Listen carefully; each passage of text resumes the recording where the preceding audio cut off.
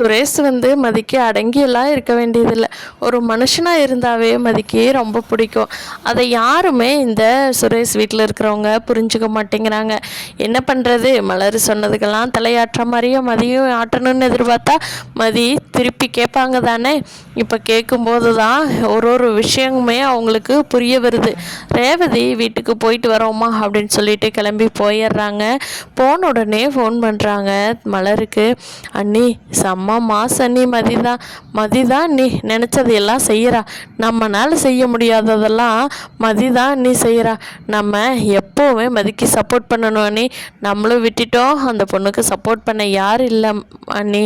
அவங்க அம்மா அப்பா கூட்டிகிட்டு போயிடுவாங்க. வேண்டாம், அந்த பொண்ணு நம்ம வீட்லேயே இருக்கணும். இருந்தால் தான் கொஞ்சம் நஞ்சம் எல்லாருமே திருந்துவாங்க அப்படின்னு ரேவதி சொல்லவும், ஆமாம் ரேவதி இன்னைக்கு செம்ம மாசு இல்லை மதி அப்படின்னு சொல்லி மலரும் ரேவதியும் பயங்கரமாக பேசிக்கிட்டு இருக்காங்க.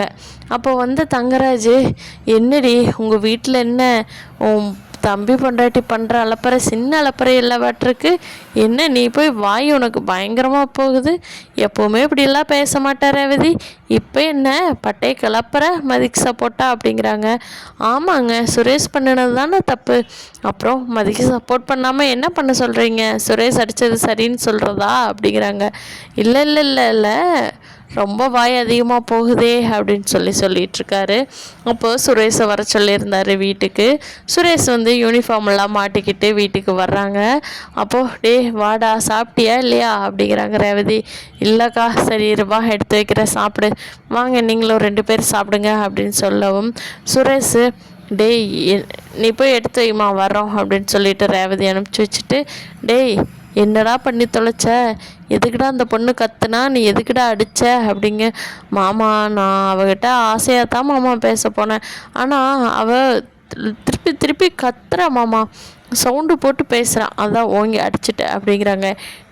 ஏன்டா கொஞ்சம் பாசமாக நடந்துக்கோடா அப்படின்னு சொன்னால், நீ என்னடா அடிச்சு வைக்கிற, இப்படி இருந்தால் எப்பட்றா குடும்பம் நடத்த முடியும், பொண்ணுங்கக்கிட்ட சாஃப்டாக ஹேண்டில் பண்ணணும்டா சுரேஷ், சாஃப்டாக ஹேண்டில் பண்ணிவிட்டு அதுக்கப்புறம் தான் உன் வள்ளிக்கு கொண்டுகிட்டு வரணும்.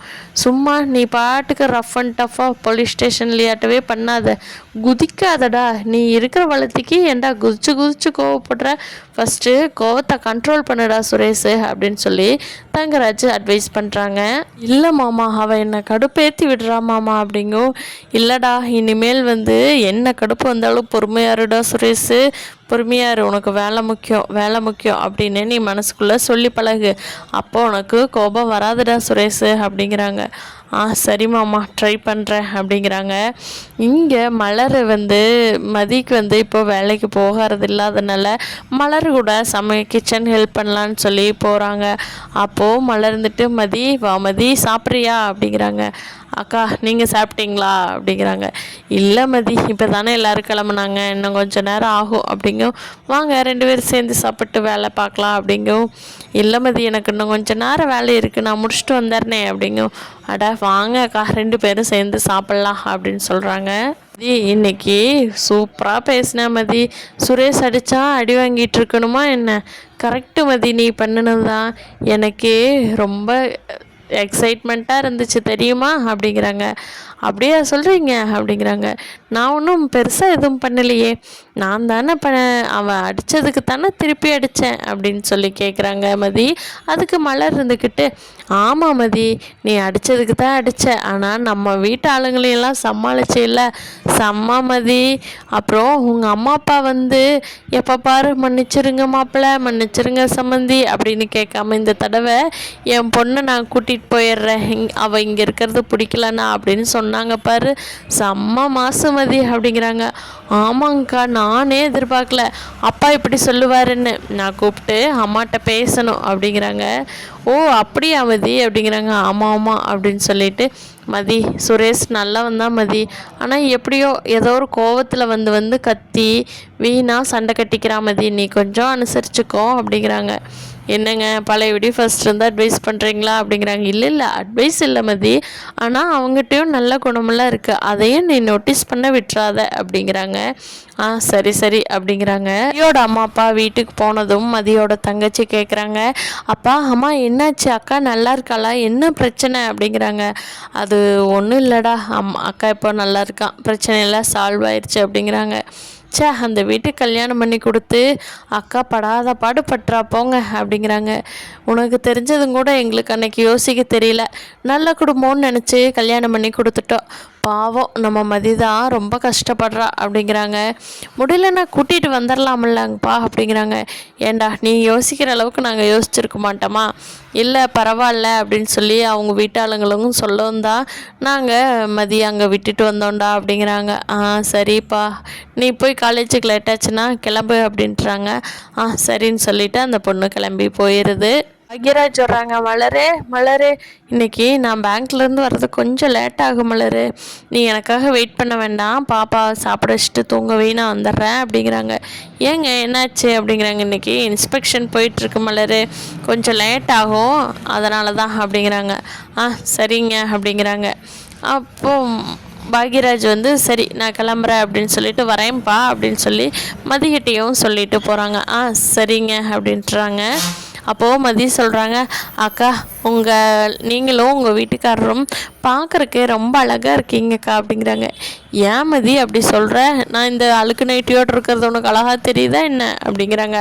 அப்படி இல்லைங்க்கா, என்ன ஒருத்தருக்கு ஒருத்தர் புரிச்சுக்கிட்டு எவ்வளோ தூரம் விட்டு கொடுத்துக்கிட்டு உங்களுக்கு ஒன்றுனா அவர் வர்றதும் அவருக்கு ஒன்றுனா நீங்கள் பறக்கிறதும் இதெல்லாம் பார்க்குறக்கே அழகாக இருக்குல்ல அப்படிங்கிறாங்க. ஏமதி சுரேஷோட சண்டை கட்டுறதுனால உனக்கு அப்படி தோணுதா அப்படிங்கிறாங்க. இல்லைங்க்கா பொதுவாக சொன்னேன் அப்படிங்கிறாங்க.